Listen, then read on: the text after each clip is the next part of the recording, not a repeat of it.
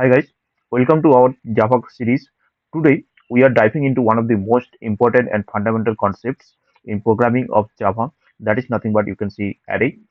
Imagine you are trying to store the scores of 100 students, right? So without arrays, you would need to hundreds to separate variables. Arrays solve this problem by letting us store multiple values in a single organized way. Whether you are building an apps, games, or complex systems, arrays are a go-to tool for managing data efficiently. So, in this video, I will break down what arrays are, why they are so powerful, and how you can use them in Java. So, simply your code we will start with the basic learn and how to declare and initialize arrays and explore some real world examples. By the end of this video, you will be able to know arrays, how arrays is going to help us to manage this set of data. So in this video, the most important topics that we are going to discuss here, you can see I have noted down. First, we'll see what is the basics concept of array. After that, we'll see the ways to declare arrays and we'll see that what are the behaviors of an array, and after that we'll see what all are the manipulations that we mostly do at the time of working with the Java programming, right? So these are the things that we are going to cover in today's video.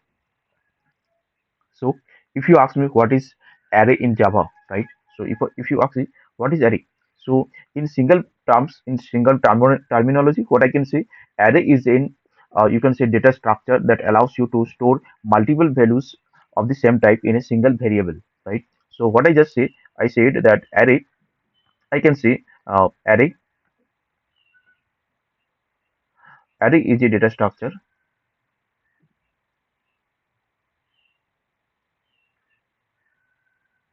Array is a data structure that allows you that allows you to store multiple data, right?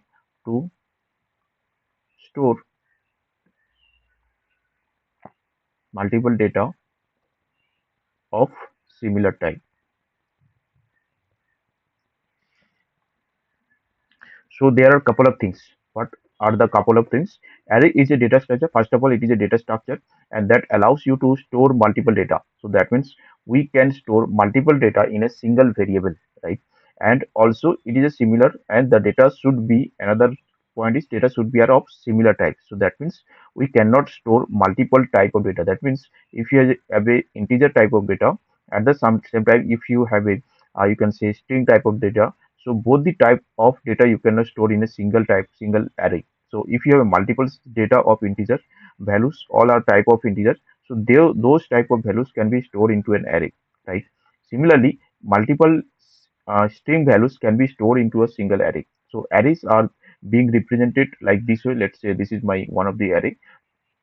You can say this is one of the my container, and in this container I'll be having separate cells. Okay, so cells are always pointed with index number 0, 1, 2, 3, 4, 5, and so on, right?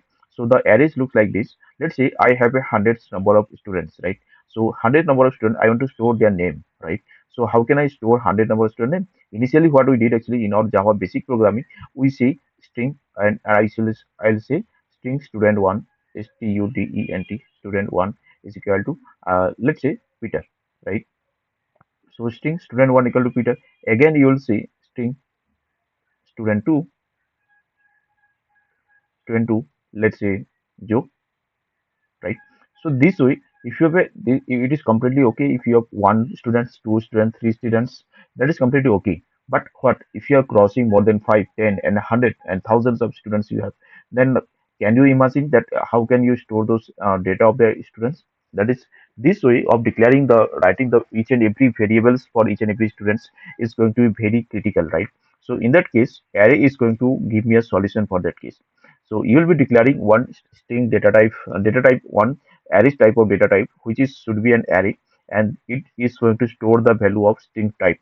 So here we will be having 100 number of cells in this particular array. So the last point it is, let's say, 99. So from starting from 0 index 1 2 3 4 5 6 till 99, I can store 100 students data, 100 students name, right? So here first cell is going to store my Peter, second cell is going to store my Joe, and similar way I can store multiple students data into a particular array. So this is what is array in Java. So it is helping us to store multiple set of data, and the data should be of similar type. So this is what is the uses of arrays in Java. So this is what is, you can say, introduction of array, how it is and why it is so important in Java programming. Now let's talk about ways to declare, how we can declare an array in Java programming, right? Okay. So I'm here in the my IntelliJ. Here I'll be showing you practically that how we can declare an array, right? So to declare an array, we need what type of data that you are going to store into that particular array, and what is the name of that array you are going to provide. And after that, we need to provide the when you are going to initialize an array, then you need to provide the size of an array. So let's see, I'm going to store the names of his students, right? So what I'll do, I'll be having string type of data. So I'll say string, and after that I can use the square braces, and I say students. So if you use this way, this is one of the type how you can declare the arrays. Okay. So here students is the name of the array, and this is the type of, right? So we are storing student string type data going to be stored in students array.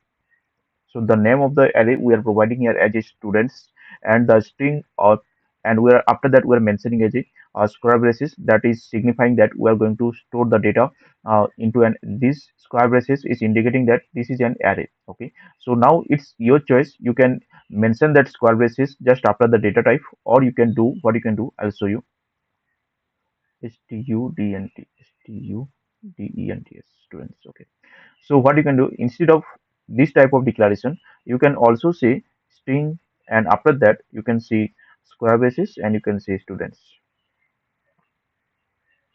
This is also an valid declaration. If you use this way, means you are associating that square braces directly with the string. That is also a declaration of array. Or if you want, you can associate that square braces just before of that your array name. That is also completely okay. Okay. So there is another approach you can use, or you can use for declaring your arrays. That is, instead of your using it before of that particular variable name, you can use it after that particular variable name also. So in this way also we can declare a particular arrays. So these are the couple of ways that how you can declare an array into Java, right? So there are, let's say, I have declared one arrays right now. So but if I have multiple arrays, how we can declare? Let's say I want to have multiple arrays at the same time, right? So instead of that, after that also I have, let's say, student string type of data I'm again going to store, and I am to store, let's say, student of you can say class name, right? So this is again one of the, you can see, uh, arrays that we are going to store for a particular students, or the set of students. So this is one array, this is another array. We have assigned two, we have declared two arrays. But what if I want to declare multiple arrays at the same time? Then how can we do this? We can do it like this way. So I can say, let's say they are type of string, and I can say string type of, and I can say array one, I can say array two, and this way I can declare any number of arrays at the same time. So each and every array one, array two, and array three, each and everything is going to be is different arrays we are declaring at the same time. Clear? So similar way, instead of this, what we can say, or what we can do actually, we can declare it this way also. Let's say I'm saying it is a array one one, this is array two two, and this is array three three. But instead of this, I want to associate with the array. So you can use this way also. This one, this one, this, no, not this one, this is not fine. But if you see this one, then you can see each and everything is now the type of array. Okay. See here, after that, if you want to let's say I'm saying one more approach. So let's say I'm saying one one one, one two, two one, and 3 1, right? But instead of using square braces, square brackets just previous to the particular array name, I can declare after that array name also, right? So this way also I can declare the arrays. Clear? So this is how you can declare the arrays. So this is the declaration part. Whatever you prefer, you can go ahead. There is no differences.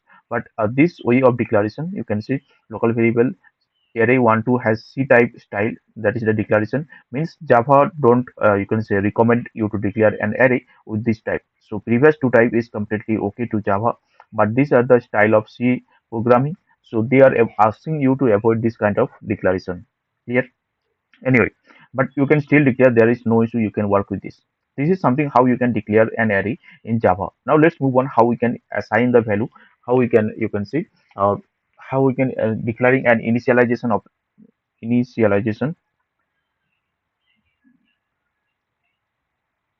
initialization of arrays, right? So we are going to initialize. Now we can, as we have already declared a particular array, we can now assign that array some data, right? So I can say new, I can see, uh, I can directly assign, let's see, I have a data, I'll say Peter, and I say Joe, right? So this way, students, Peter, arrays, new string. Okay, yep. So when you have declared the array, right here I have declared and I have to initialize the array. I have to use new string. So this is saying that I'm going to create a new array, and this is the data that I'm going to assign to this particular array, right?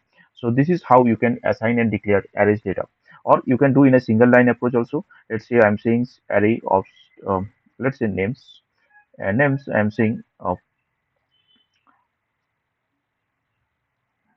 here I'm going to provide the names. Let's say James, right? And I'll say Kevin, right? So this way you can have multiple set of data. So I'll say Peter, any number of strings that you have, you can assign them as a array, right? So here you can see I have declared this particular array, or what you can see string, and you will create an names. Let's say uh, string. I'll say uh, city, right? Cities, cities. So I'm going to store the cities in an array. So I do not have the data right now. I want to store the data later. So I'll say new string, right? But in this case, when you do not have any data, right? In this case, I have the data, so I have assigned directly to the particular array. But when you do not have any data, you cannot assign, you cannot declare, and you cannot create an array this way, because here it is saying that we are having some, you can say red mark is showing here. That means there is something missing. What is missing? We are missing that what is the size of this array is going to be. So when you do not have any data, right? So this way actually, when you do not have any data, when you do not have any data, so you are going to create a blank array. So how you can create a blank array? You can create this way, but here you one thing you need to make sure you're passing the size of your array. What is the maximum number of data you are going to store into a particular array?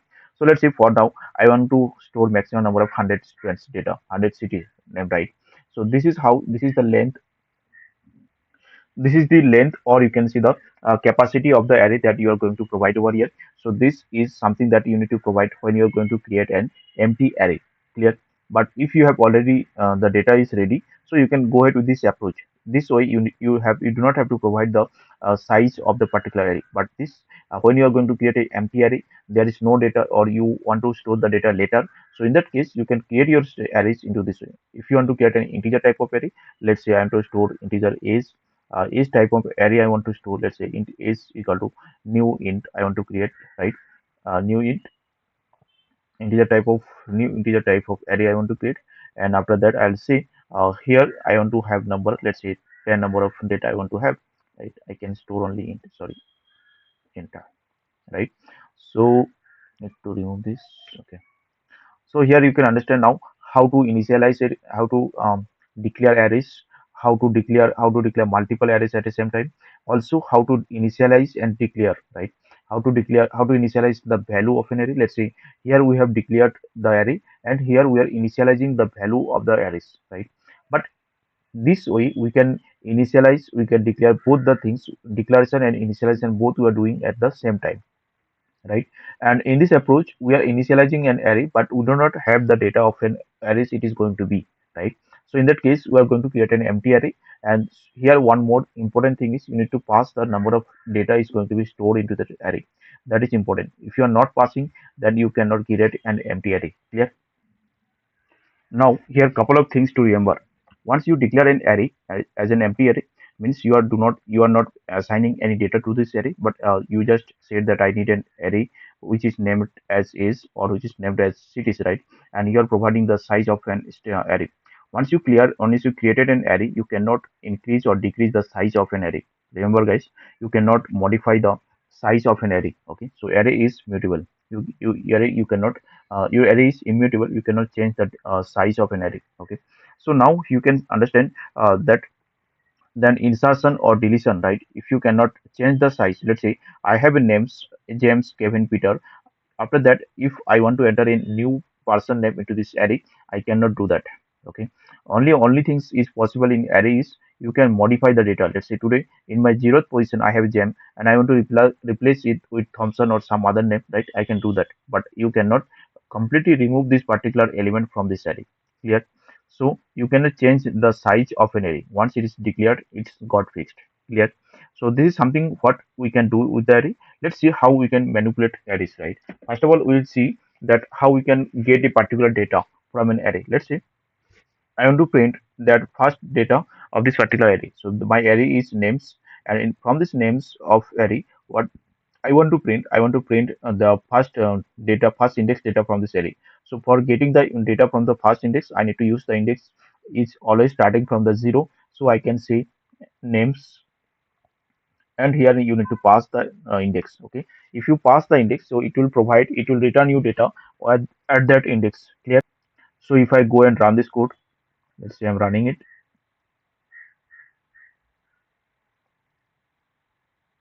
you can see it is printing with gems, right? So similar way you can print any data. Let's say I'm saying 2 in the sense it is going to print me the from the index number 2 plus 1, that is 3. So 3 is nothing but Peter. So if I run it simply, so you can see we are getting printed as Peter. Clear? So this concept is clear to guys. Now if you want to make changes, right? So what you can do, let's say I want to change the data at position number 3, right? So position number 3 in the means that is just index number 2. So how to change the data? Just to change, you have to take that position and I'll say 2, and after that I'll see what is the data that you are going to assign at position 2. So let's say I'm going to assign their Kelvin, right? So if I say Kelvin, and after that let's print it. So I'll say system out and I'll say names and let's say 2, right? So from the position 3 in the means the index number is 2. So right now if you try to run this, so it will be, you will see the data got changed. So see, initially when we did the print out statement in this line, it printed Peter. After that we made the changes. Now it is printing me the updated data, correct? But let's check one more thing. I have to check the size of this, how many number of data is there into this particular array, right? For that we have one.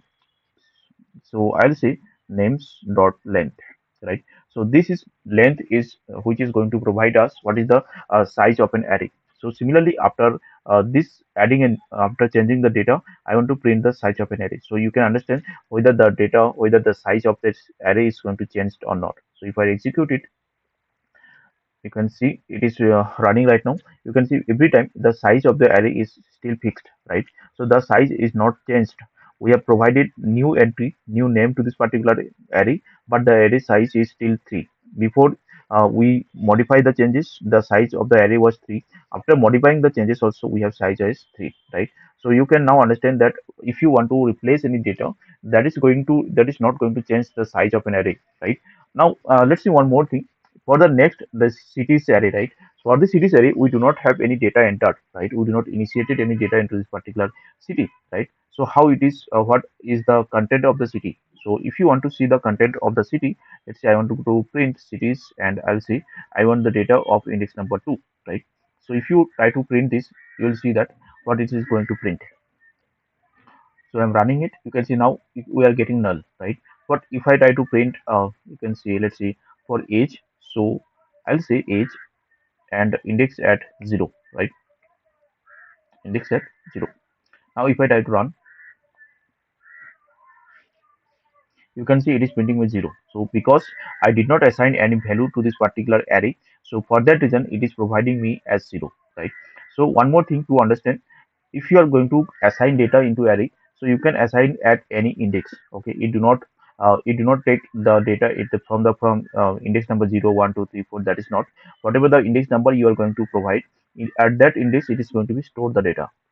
What I mean, let's say I say is let's say I want to store data into index number 4, right? and I'm storing, let's say, 10, right? After that, if you want to print the data, let's say age of fourth, the fourth index, I want to print the data, and let's say I want to print data at position number 0, right? So what it is going to print? So let's see. You can see we have added the data at position number index number 4. After that, we are printing the index number 4, so it is printing 10, right? So at but index number 0 is still 0, right? Means when you are creating an empty array with a, let's say, integer type of array, so all the data of 10 fields into an array is going to um, have the data of its default value. This is what is the default value of integer type variable, that is always 0 with no, right?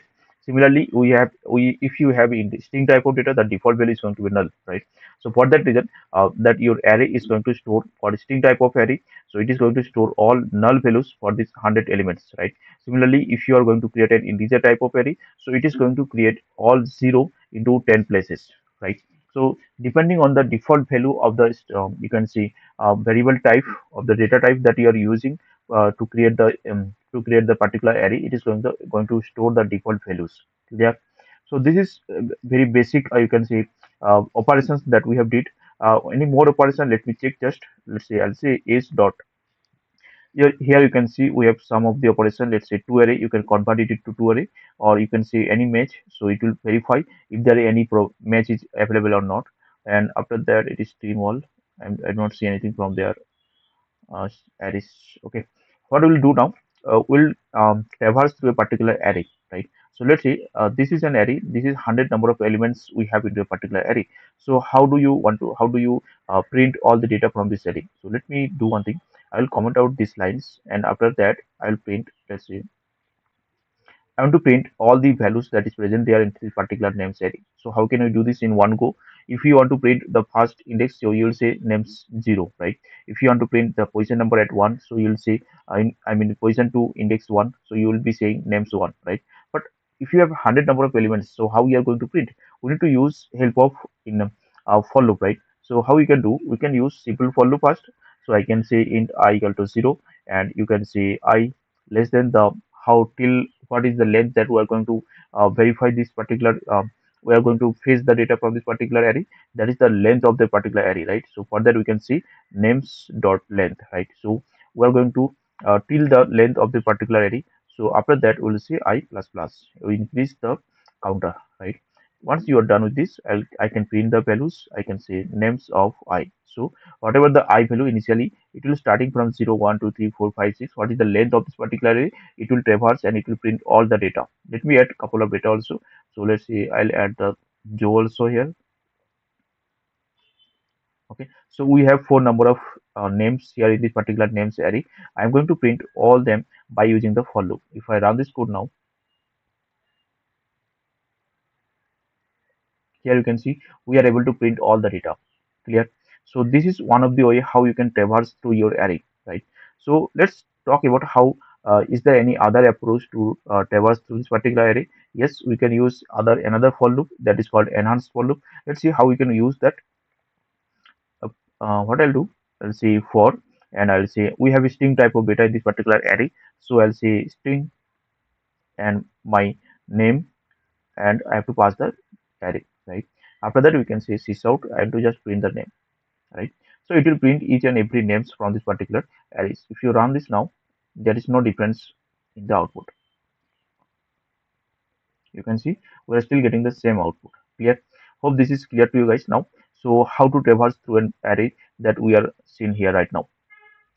With this, that is the you can see that's it for today's lesson, guys, on arrays in Java. I hope this helped you to understand how powerful Java array is, and we are able to organize and manage the data efficiently. The large number of data that we are able to manage organize those data, right? So with this, we have done with the covering basic concept of Java. That is, we have covered this one. We have covered ways to declare Java arrays in Java. That is also clear, and the basic behavior also we have done with this arrays manipulation. Here we have seen how to declare, right? Declare, and we can say initialization. We have seen how to, you can say, access, and you can say modify, modify array data, right? Also, we have seen how to traverse, right? So these are the things that we have seen from the Java array, right? So that's it, and all this is all about your arrays in Java. We have talked about today the Java that is nothing but array. This is you can consider as an array. Let's say I have an array, and this is called as a 2D array. Okay, so because we are storing only linear data, right? We did not spoke about the multi you can say dimensional array, but we have just 2D array we have declared in this video. If you wanted to know about the multi-dimensional array, let me know in the comment section so I can create another video on that. But for now, let this video keep it till here. So, and also you guys please remember that don't uh, don't forget to practice from your side also, because practice is the key. So try out to find out examples by your own. Maybe you can create an array with your favorite items or the list of numbers to calculate, right? I hope you guys enjoyed this video a lot. Thank you. Thanks for watching.